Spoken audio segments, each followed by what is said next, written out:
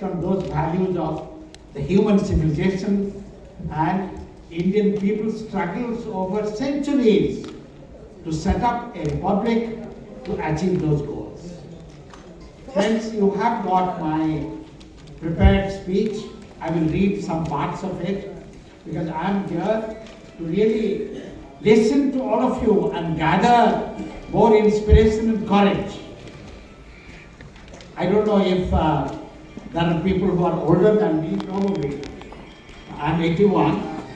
I don't know how many there, maybe 4 or 5 others, because I saw some Buzurg people here. You are young.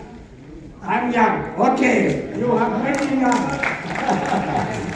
Because I see so many friends whom I have met in their struggle areas during the last 50 years. Sometimes with Haragopal, sometimes with some of you. I see Himanshu, whom I met 20 years ago in Chhattisgarh. Okay.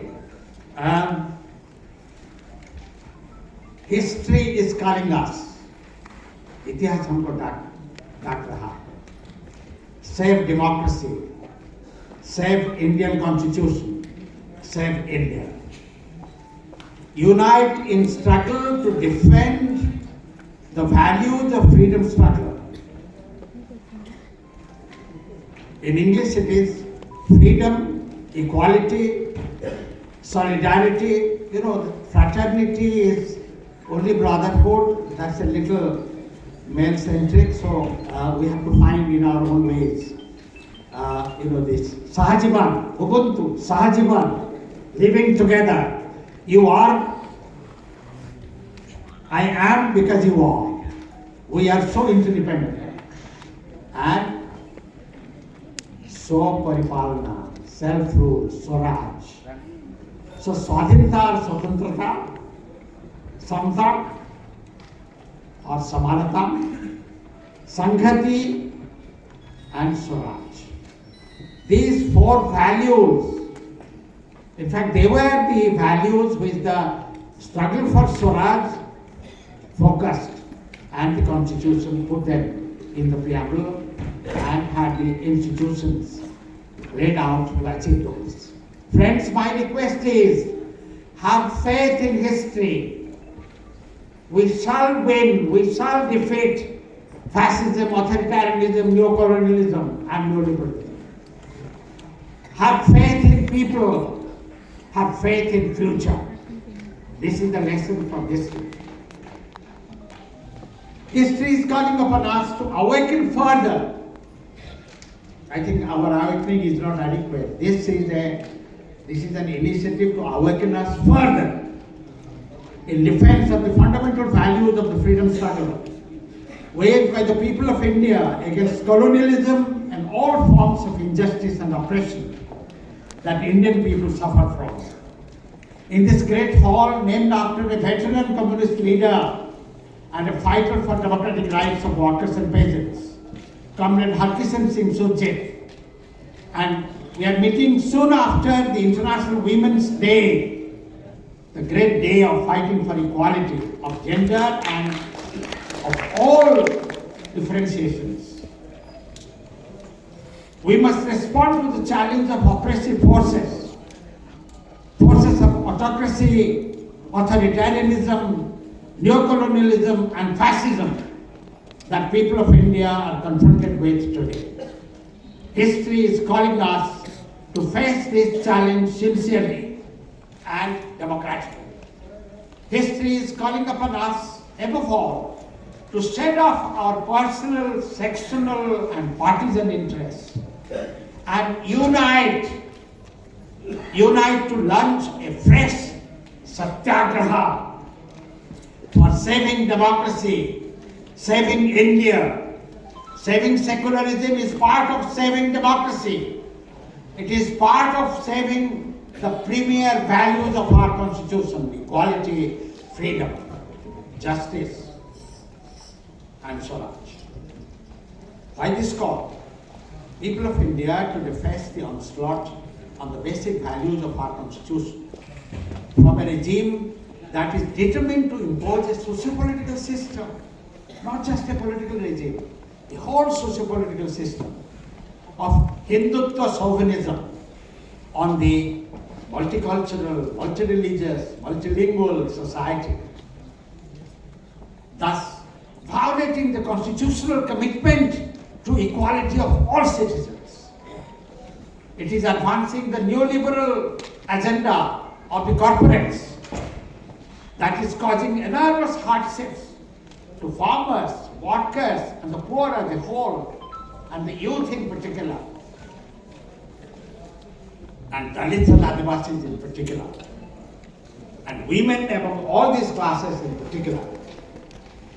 It is unfolding an economic strategy of disturbing kind, of distributing various kinds of symbolic relief to different sections of masses without creating substantive, long-term productive assets, and without addressing the question of massive unemployment, increasing inequalities, distress of farmers, workers, the small entrepreneurs, and many poorer sections of society.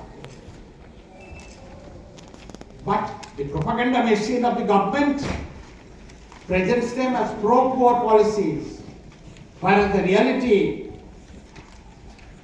shows us that the funds have been cut from key welfare sectors such as Manrega, rural development, education, health, so many welfare sectors in reality. All criticism is sought to be suppressed, dissidents harassed, jailed, or silenced in a variety of means, including many false cases. Using state investigative agencies such as the CBI, ED, income tax agencies, and NIA, critics, including opposition political parties, academics, NGOs, journalists, research organizations, and many others, they are subjected to much harassment and repression. Surveillance and repression are the order of the day. Much of the media is co-opted or silenced or coerced to propagate the government viewpoint or the ruling party viewpoint. Independent institutions of the state like judiciary, election commission, etc. are mostly subdued or carefully manipulated. The polity and its governance in all spheres is today highly centralized, using economic, political, financial, security, and technological means. Not only Indian democracy is facing an unprecedented threat, all the values of the Constitution and its preamble are at stake, thus violating the basic principles of the Constitution. So, those who are fully immersed in electoral battles very deeply, or ideological and political struggles, must realize that the water has gone much deeper, much further, and the roots of the republic are under threat. It's a struggle over values. That's why we insist that it is a struggle over fundamental values which the preamble mentions. Hence, history's urgent call to us is to unite and point out the full dimensions of this situation at every level, from villages, towns, and in every part of the country, wherever, in whatever sphere you are working. This is the challenge of defending the Constitution and defeating those who oppose the Constitution and violating it. History tells us that all colonial, fascist, authoritarian, and oppressive systems are eventually defeated, and people finally win freedom and march towards greater equality and justice. Therefore, we must have faith in people, so Satyagraha for democracy and people's rights shall be victorious. We need the will, the determination to unite and pursue the democratic struggle with full patience, mutual respect, and determination. I want to the vision of India, of Gandhi, Ambedkar, Bhagat Singh, and people's struggles that is under threat. Friends, you know very well as representatives of peasants and workers' organizations, Dalits, Adivasi movements, political parties, social and political activists, leaders of civil liberty movement, democratic rights groups, movement, poets, writers, lawyers, singers, academics, and many other democratic forces who are assembled here. You know very well how the colonial regime had tried to crush India.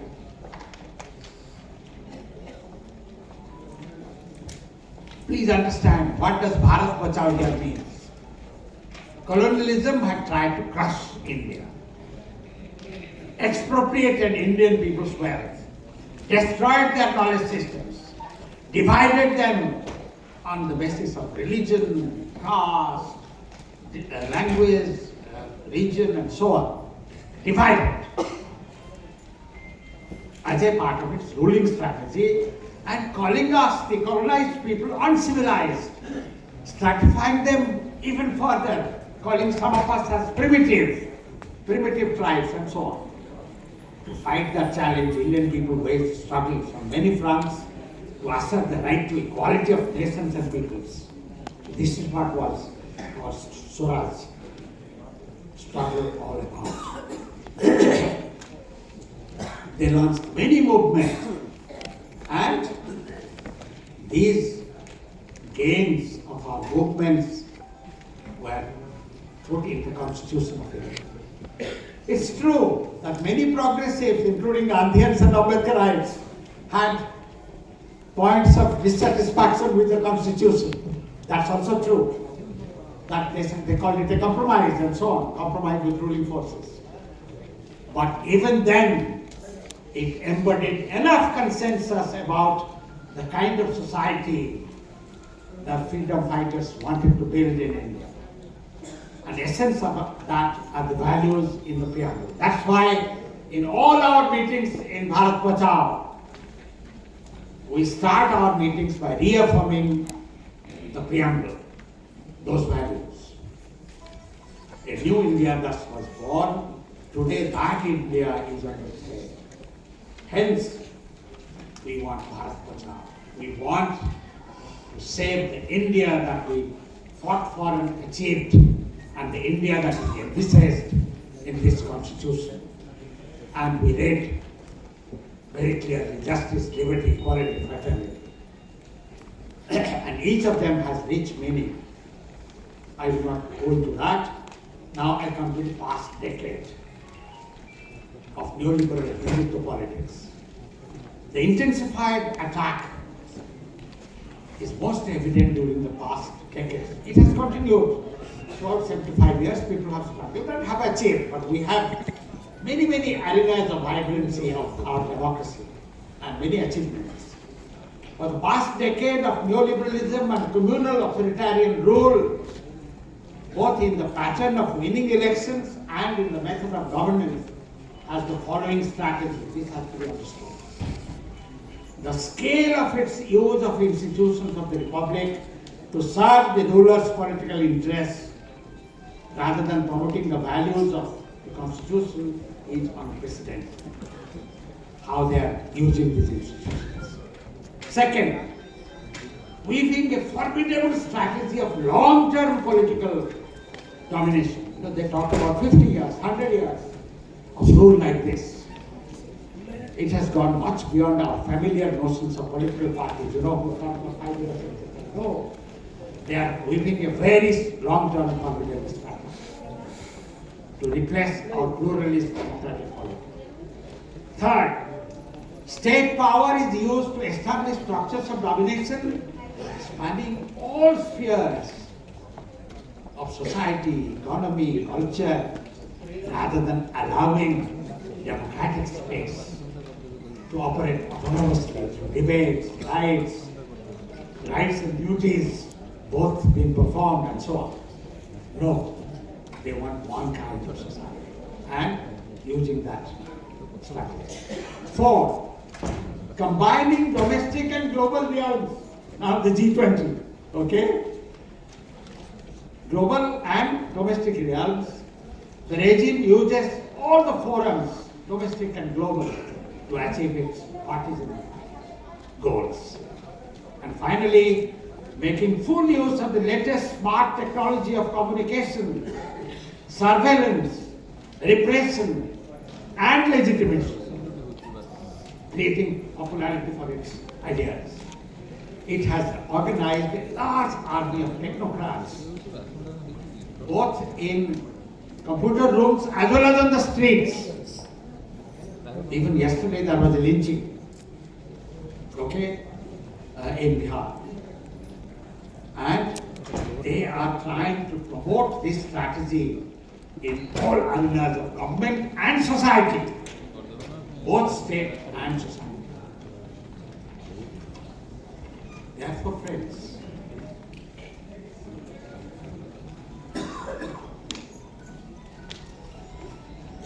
we have to understand the strategy. And one key understanding, and with that I will end. Please understand that we always saying that we have come to power, people have voted us with majority, and therefore this is people's will. Sorry, democracy is not just majority decision. Majority principle is the final decision-making practical method in a democracy. After you respect all the values of the Constitution, allow autonomous space and functioning of all the institutions, and have reasoned discussions, debates, hearing minority, majority, multiple viewpoints. This is why, please remember, majority principle is based on the four key values of democracy. Democracy is about equality of all citizens, I would say all human beings, freedom of expression, etc., etc., in real terms, substantive terms, justice, social, economical, etc., not procedural only, substantive. Most of all, reason. Please understand that. This is the point I want this convention to understand. We want history, logic, information, whole body of knowledge of the world, and all of us, from people's traditions, indigenous people, and what the colonial people imposed on us, challenging them. We try to engage in reasoned discussion. Democracy is a forum for reasoned discussion. Listen to all viewpoints. Then see whether you are protecting equality or violating equality. Protecting freedom or violating freedom. Protecting justice or violating justice. Through reason. And after all this, then the practical majority principle you get to take some decision by respecting the minority views. Very important, even minority of one. This. So democracy is not majoritarianism. Very important. Democracy is the self-realization or self-rule, self-determination. In Telugu you have a wonderful term, Swaraj is Swa Paripalana, Atmanirbhar, whatever, based on equality, freedom, justice, and peace. Therefore, friends, and NEP is a good example, and all policies I can take, I have no time. They present violations of all these four principles: equality, freedom, justice, and reason. NEP is just the opposite. It is creating even more inequalities, as if the education system was not multi-tiered and causing more inequalities. And today, inequalities of wealth, income, power, cultural access, everything is increasing vastly. Therefore, friends, we have a task before us. Let us take up the challenge. Discuss with full respect for each other's viewpoint. I hope this historic initiative will reach each corner of India, and with a long-term perspective of reaffirming basic values, not just one or two elections. Long-term perspective of reaffirming the basic values of our constitution as we read in the preamble.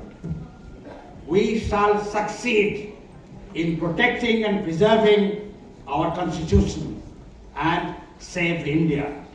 Jai Hind, Jai Bhim, Jai Dharti, Jai Jagat. Inkilab Jindabad.